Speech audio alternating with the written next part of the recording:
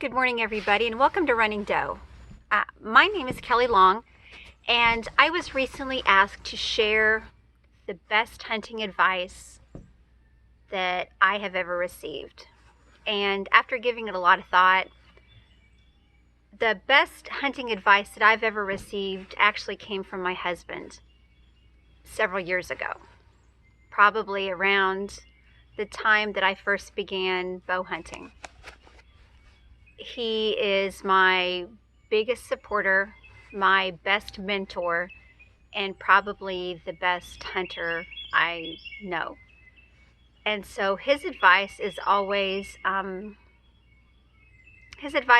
really important to me to take. This particular advice, though, as many times as I heard it, and I heard it a lot, being an impatient soul that I am, I haven't always abided by this piece of advice.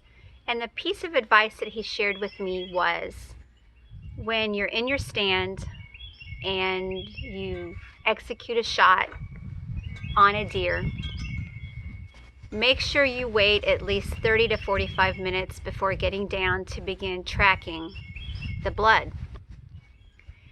And one story that comes to mind for me, and it was probably the biggest lesson, hard lesson for me, was one hunt that I had. I had been really after this buck. I had never shot a shooter buck before. My first buck gun hunting, my first year gun rifle hunting, was a little unicorn. He was like one nub here and then one spike from a distance. He looked like a big buck, but he wasn't. And not that we shoot only bucks, because we don't. It's all about meat in the freezer for us. But this particular season, I had seen the same 8-point buck on our trail camera, and he was on the camera a lot. And I had my sights set on him, and he was the one that I wanted that year. And I would go out to my stand every morning. I would get there in the dark. I would stay in my evening hunts till dark. And when I was going, to and from, it was always dark. And really all I had was my headlamp to get me to and from. But one particular Saturday morning, it was early, and he came in after weeks of trying to get him. He came in, and he was only about 20 yards away, and in my excited mind, he looked like he was broadside. But when we actually looked back through the trail camera pics, he was quartering toward me a little bit. So when I took the shot, it was an easy shot to make, but a shot that's quartering toward you isn't the best shot, because you have to have good placement in order to make it through the vitals, and to make sure that you get him and he doesn't suffer with the shot. And I shot, and he was quartering toward me a little bit, not much, but he ran off. And after all the times my husband said, don't get down, 30 to 45 minutes, I got down. And then I got back up again, and then I got down, and then I got back up again, got down and got back up again. I was looking for blood. I was texting him. He was texting me back. And what happened was, every time I got down, he wasn't very far from me, but every time I got down, he would push himself a little bit farther.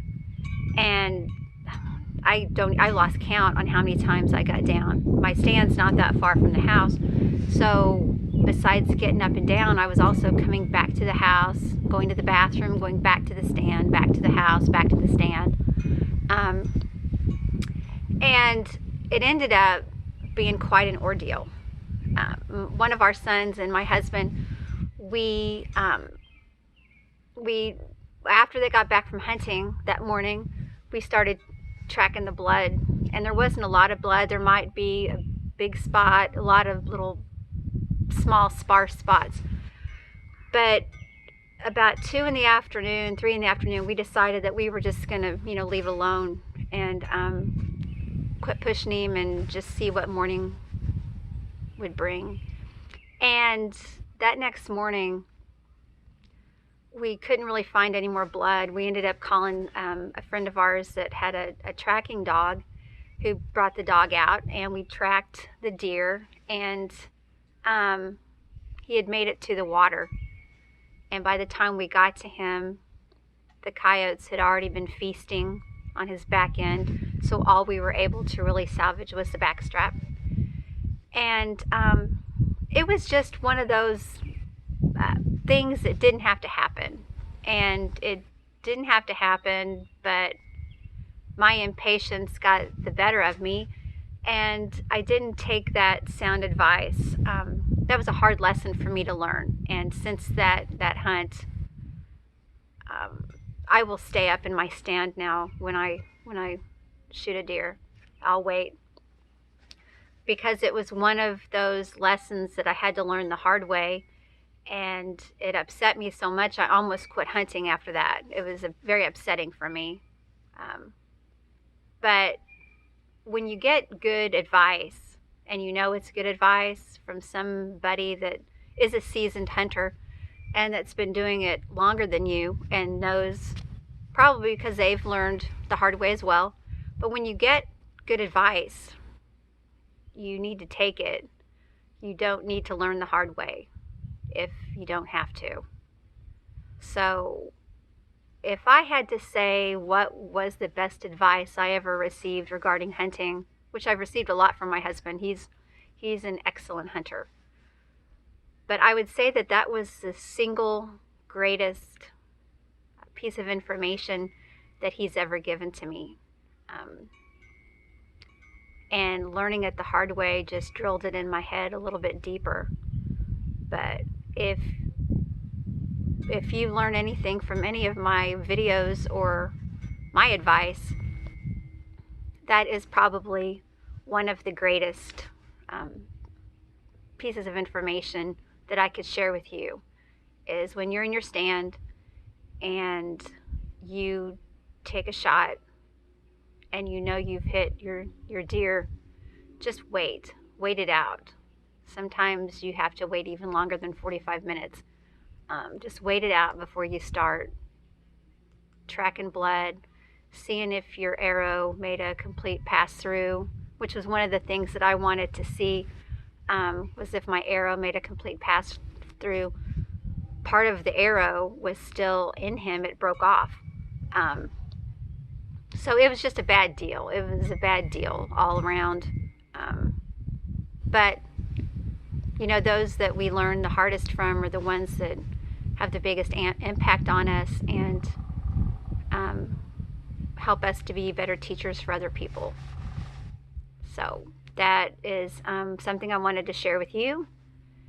And if you have any good tips that you want to share on my page, just message me and let me know, and I will take a look and we'll see about sharing. So anyway, have a great Saturday, and I will talk to everybody later. Bye.